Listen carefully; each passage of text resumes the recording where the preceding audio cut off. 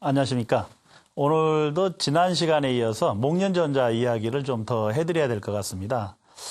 목련전자와 같은 그 위대한 수행자 이야기를 한두 번으로 언급하는 것이 사실은 불가능합니다. 그럼에도 불구하고 많은 시간을 낼 수가 없기 때문에 목련전자 이야기를 짧게 한 번 더 해야 될 것 같습니다. 이 목련전자는 사실 부처님의 상수제자라고 하죠. 부처님의 상수제자는 가장 으뜸가는 제자인데 그 상수제자의 사리불과 목련존자입니다.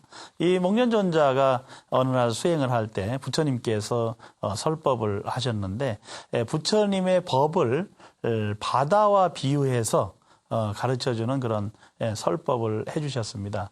부처님의 법이 바다와 같이 8가지의 특징을 가지고 있다. 이런 설법인데 그 내용을 오늘 좀 소개해 드릴까 합니다. 바다는 어떤 특징을 가지고 있는가? 우리 바다를 많이 가보는 분들은 아시겠습니다만은 그 바다의 특징은 첫째가 바다에 가면 대륙부까지는요 굉장히 완만하게 내려갑니다. 그래서 경사가 있다. 경사가 있어서 점차적으로 완만해진다. 이게 그 바다의 특징인데요. 부처님께서는 이 바다의 비유로 부처님의 법의 불법의 특징을 비유로서 설명을 하셨습니다. 그래서 부처님의 법도 마찬가지로 차제, 점차적으로 수행한다. 부처님의 가르침을 어느 한순간에 확철대오하는 것은 아니라는 겁니다. 물론 깨우침은 확철대오가 한순간에 일어납니다만은 그 깨우침이 일어나기까지의 오랜 수행 기간이 필요하고 점차적인 수행이 있어야만 그게 가능하다는 것이 부처님의 가르침이고요. 또 실천도 그렇게 점차적으로 이루어진다는 것을 의미하고 있습니다. 두 번째는 바다는 해안선을 가지고 있다. 그래서 이 해안선을 그 바닷물은 넘지 않는다라는 겁니다. 그런데 역시 부처님의 법에서 수행자들도 계행을 범하지 않는다. 계행의 실천, 이것을 강조하신 거예요. 그러니까 바닷물이 해안선을 넘는 경우가 쓰나미라든가 특별한 태풍이 오면은 일부 넘긴 합니다만은 일반적으로 바닷물은 그 해안을 따라서 그 내륙으로 들어오지는 않는데 그와 마찬가지로 부처님의 제자들도 계행을 위반하지는 않는다. 그것을 해안선에 비유했고요. 그 다음에 바다는 시체를 받아들이지 않는다. 시신. 그 어떤 그 동물의 시체든 간에 바다는 이것을 밀어내거든요. 이것을 부처님께서 또 뭘로 비유하셨느냐 하면 이 부처님의 법에서도 청정하지 못한 사람은 밀어낸다. 청정하지 못한 사람, 이것은 배제시킨다라는 것을 부처님께서 엄명하신 거죠. 그래서 바다가 모든 그 부정스러운 것을 전부 대륙으로 땅으로 무트로 밀어내듯이 청정하지 못한 수행자들은 부처님의 회중에서 밀어낸다, 이런 것을 의미하고 계시고 그것은 또 청정한 승가의 모습을 강조한 것이라고 볼 수가 있고요. 그 다음에 그 바다에는 많은 강이 있는데 그 많은 강이 흘러 들어오는데 그 강이 흘러 들어올 때 강이 각자의 이름을 가지고 있습니다. 각자의 이름. 그런데 그 바다에 들어가면 그 각자의 이름이 모두 없어진다는 거예요. 근데 마찬가지로 부처님의 회중에 수많은 사람들이 들어와서 수행자가 된다고 해도 그 사람들은 자기의 성을 버리고 부처님의 성을 쓴다는 겁니다. 그래서 우리 석시문중, 이렇게 석가, 라고 표현하는 것은 바로 그 하나의 문중이다. 부처님의 그 문중은 모두가 계율을 수지하는 하나의 문중이라는 것을 강조하고 있다고 이렇게 생각할 수 있고요. 그 다음에 다섯 번째는 바다는 넘치지 않는다. 아무리 많은 그 물이 들어오고 또 아무리 많은 비가 내려도 바닷물은 넘치지 않는다, 이런 말씀을 하셨는데 그것은 뭐냐 하면 열반에 아무리 많은 사람들이 열반에 들어가도 열반이 넘치는 법은 없다는 겁니다. 바닷물이 넘치지 않는 것처럼 열반의 물도 넘치지 않는다. 이런 것을 강조하셨고, 그러니까 부처님의 열반의 깨달음의 세계는 수많은 사람들 전부 담아낼 수 있는 그런 큰 그릇이라는 것을 강조하셨고요. 그 다음에 여섯 번째로 바다가 하나의 맛, 사해일미라고 하죠. 사해일미. 바닷물은 어디든지 하나의 맛을 가지고 있다. 그런데 부처님의 깨달음의 열반의 맛도 열반의 그 맛도 하나다라는 것을 강조하셨고요. 그 열반의 맛, 이것은 정진의 맛이라고도 표현을 합니다만은 바로 이런 것이 바다와 같다 이렇게 말씀을 하셨고, 그 다음에 일곱 번째는 바다가 여러 가지 보배를 지니고 있다고 말씀을 하셨어요. 바다에는 여러 가지 보배가 있는데 그 부처님의 법에도 여러 가지 보배가 있다. 그것은 여러 가지 수행법을 함께 포괄하고 있다는 겁니다. 그래서 특별히 어떤 수행법만이 유일한 수행법이라거나 또는 그것만 해야 된다라고 부처님께서는 말씀하지 않으셨어요. 근기에 따라서 바닷속에 여러 가지 보배가 있듯이 부처님의 그 불법의 문 중에 다양한 수행법들이 있고 그것을 근기에 따라서 선택하면 된다. 이렇게 말씀을 하셨고, 그리고 바닷속에는 많은 중생들이 살고 있는데 많은 생명체가 바닷속에 살고 있는 것처럼 그 부처님의 문 중에도 많은 수행자들이 있다. 여러 유형의 수행자들이 있다. 그래서 부처님의 수행자, 부처님의 제자들 중에는 특별한 근기를 가지고 있는 사람들만 모여 있는 건 아닙니다. 그래서 그런 여러 유형의 수행자들을 부처님께서는 사쌍팔배, 그 네 가지 부류의 8종류의 성스러운 수행자, 이렇게 해서 사쌍팔배로 말씀하셨는데 그런 여러 가지 수행자들이 있다라는 것을 부처님께서 강조를 하셨습니다. 저것이 이제 부처님의 세계에 들어온 그런 그 깨달음의 세계에서 수행하는 모습들을 부처님께서 바다에 비유해서 이렇게 설명하셨다고 볼 수가 있습니다. 이런 설법을 하는데 목련존자가 약간 졸은 것 같습니다. 그래서 부처님께서 목련존자에게 혼침에서 벗어나려면, 수행을 하는데 공부를 하는데 자꾸 졸리면 어떻게 해야 될까, 이런 그 혼침에서 벗어나는 법을 또 몇 가지 설명을 해 주셨습니다. 수행을 하거나 앉아 참선을 하거나 또는 위파사나 관법을 하든가 정지를 하는 동안에도 졸음이 온다고 하면은 첫째로 집중하는 대상을 좀 변화시켜 봐라, 이런 가르침을 주셨어요. 집중하는 대상을 바꾸면, 그러니까 몸을 관찰하다가 마음을 관찰하는 등 이렇게 대상을 바꾸면 혼침에서 벗어날 수 있다는 것을 말씀하셨고, 그 다음에 두 번째는 그래도 졸립다면 법을 깊이 있게 사유하고 관찰하라, 이렇게 말씀하셨어요. 인식을 불러일으키면 혼침에서 벗어날 수 있다, 이렇게 말씀하셨고, 그래도 졸립다면 경전은 소리내서 독송하라. 그래서 소리내서 무슨 개성을 읊으면 졸음에서 벗어날 수 있다, 이렇게 말씀하셨고, 그래도 졸린다면 어떻게 하느냐, 육신을 자극하라 말씀하셨어요. 그래서 귓볼을 당긴다든가 얼굴을 부벼본다든가 이렇게 해서 육신을 자극하면서 그 자극으로부터 오는 느낌을 관찰하면 또 그 졸음에서 벗어날 수 있다, 이렇게 말씀하셨는데, 그래도 졸리면 어떻게 합니까? 그러니까 그때는 나가서 포행하라. 포행을 하면서 먼 산을 보기도 하고 가까운 곳을 보기도 하면서 마음을 다스려라, 이렇게 말씀하셨고요. 세준이시여, 그래도 졸리면 어떡합니까? 그때는 광명의 빛을 봐라, 이렇게 말씀하셨습니다. 그래서 낮에 본 빛을 밤에 보듯이 하고 밤에 본 빛을 낮에 보듯이 집중해서 빛을 관찰하면 그때 졸음에서 벗어날 수 있는데, 그래도 졸리면 어떻게 해야 되냐, 내면을 관찰해보고 그래도 졸리면 이번에는 와선을 하라. 조용히 누워서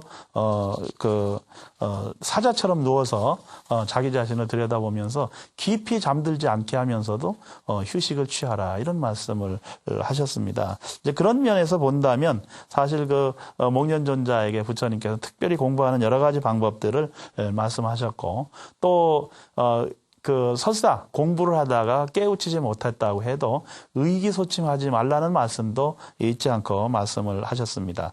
그래서 마음이 의기소침하면 마음이 또 도거, 들뜨기도 쉽고, 또 마음이 들뜨면 단속하지 못하면 삼매로부터 벗어나기 때문에 의기소침한 마음에 자꾸 빠져든다거나 도거나 흥분하는 상태를 만드는 것은 바람직하지 않다. 이렇게 말씀을 하셨습니다. 그 목련존자가 어느 날 신통력을 갖추고 천상을 이렇게 올라가서 살펴보니까 천상에 많은 사람들이 매우 부유하고 여유롭고 행복하게 살고 있는 모습을 봤어요. 그래가지고 이 목련존자가 그 천상에 있는 사람들한테 그렇게 물었다고 합니다. 그대들은 어떤 공덕을 지었길래 그 천상에 와서 행복하게 살고 있는가 이렇게 물어봤더니 천상에 온 사람 중에 한 사람이 이렇게 말했다고 합니다. 나는 일생을 정직하게 살았을 뿐입니다. 이렇게 얘기했고요. 두 번째 사람은 어떻게 천상에 와서 이렇게 행복하게 살 수 있는가 이렇게 물어봤더니 자기를 고용한 주인의 학대에도 불구하고 주인에 대해서 미워하는 마음을 가지 않았더니 그리고 오히려 고맙게 생각하는 마음으로 지냈을 뿐인데 자기가 천상에 왔다 이렇게 말씀을 했고요.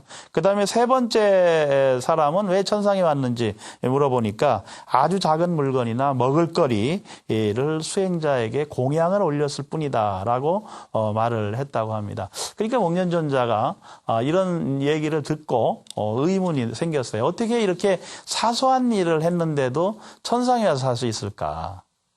이렇게 이제 의문을 품으니까 부처님께서 설법을 해주셨습니다. 아무리 작은 것이라 할지라도 착하고 어진 마음으로 행하게 되면 반드시 그 뒤에는 이익이 따르는 법이고, 그는 반드시 자기가 나고 싶은 곳에 날 수 있고 그것이 천상이 될 수도 있다라고 말씀을 하셨습니다. 그것은 바로 부처님의 인과법의 설명이었습니다. 여기서 천상은 중요한 개념이 아닙니다. 중요한 것은 내가 어떻게 행동하고 실천하느냐, 그게 다음 삶을 만들어내는 토대가 되고 근본이 된다라는 것을 강조하셨습니다. 이 목련존자는 사실 우리 불교 교단에 매우 중요한 그 두 가지 공양을 올립니다. 그 목련존자가 올린 두 가지 공양, 그 교단에 올린 공양, 첫 번째는 뭐냐면 우란분절이라고 하는 의식, 불교 문화를 공양 올린 결과가 있습니다. 그러니까 저는 그것을 문화공양이다 이렇게 말씀드리는데, 그 문화공양이라는 건 지금 현재 불교 문화의 그 핵심이 돼서 우리가 매년 한 번씩 그 거행하는 그런 이제 백중이라고도 하죠. 백중 또는 우란분절.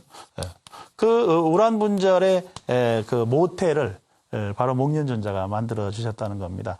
이 목련존자가 출가해서 수행자가 돼서 보니까 전생에 자기 어머니가 어떻게 지내는지 봤더니 그 악행을 많이 저질러서 지옥 중생의 악의 중생으로 태어나서 마치 그 우란분이라는 꽃처럼 거꾸로 매달려서 먹지도 못하고 괴로움에 빠져 있다는 것을 알게 됩니다. 그래서 부처님께 찾아가서 제가 아무리 신통력으로 지옥에 빠진 어머니를 구제해 드리려고 해도 할 수가 없었습니다. 그래서 어떻게 그 어머니를 괴로움에서 벗어날 수 있게 해드릴 수 있겠습니까? 방법을 일러주십시오. 이렇게 해서 묻자 부처님께서 일러드리 주신 방법이 뭐냐면 1000명의 그 수행자에게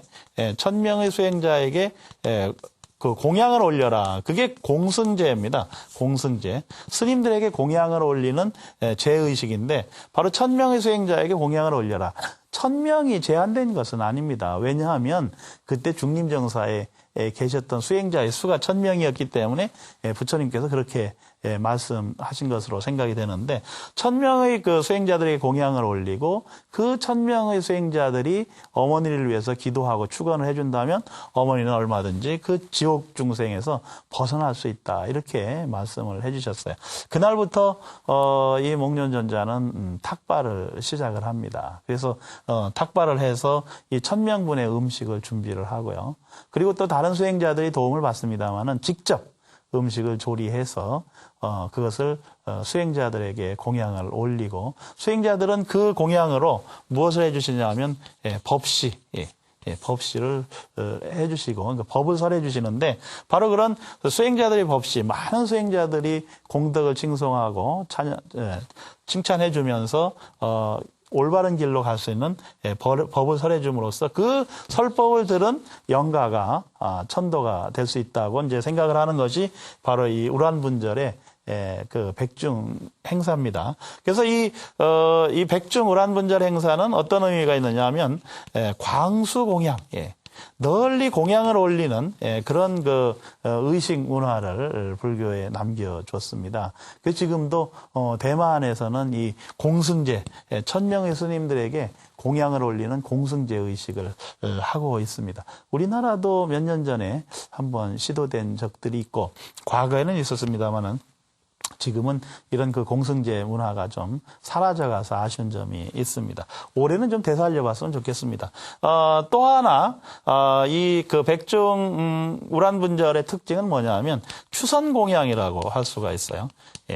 추선공양은, 돌아가신 선망부모를 위해서 그 자식들이 복을 짓는 방법입니다. 그래서 그 돌아가신 영가들을 위해서 대신해서 복을 짓고 그 지어진 복이 그 돌아가신 분들에게 회양되도록 하는 그런 일종의 회양의 공양이죠. 그런 의식이 이 우란분절 백중 속에 들어 있습니다. 이런 그 아주 중요한 불교 문화 행사이면서 중요한 의식을 목련존자가 만들어졌다라는 것은 대단한 의미가 있다 이렇게 생각을 하고요. 또 이 목련존자가 교단에 공양을 올린 것은 뭐냐? 자기 육신의 공양입니다. 그래서 그 육신의 공양이라는 건 뭐냐면 순교 공양이다. 저는 그렇게 생각을 합니다. 순교 공양. 이 목련존자는 우리 불교 교단의 최초의 순교자다 이렇게 얘기를 할 수가 있습니다. 우리나라에도 신라시대의 불교를 전할 때 그 신라 법흥왕 때 그 2차돈의 순교가 있지 않았습니까?